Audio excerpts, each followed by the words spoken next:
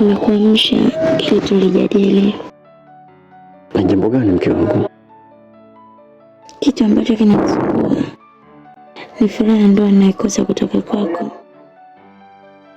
Na furaha hii wanawake wengi wanatamani kuipata kutoka kwa wanaume zao.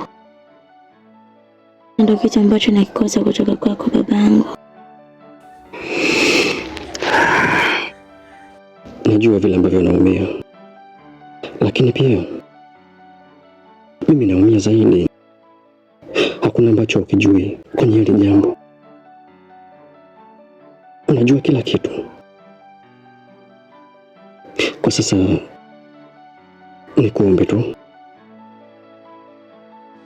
hili jambo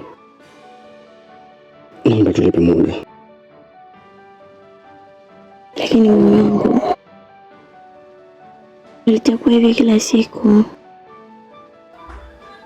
Mke wangu. Abe mume wangu, najua kuwa unanipenda.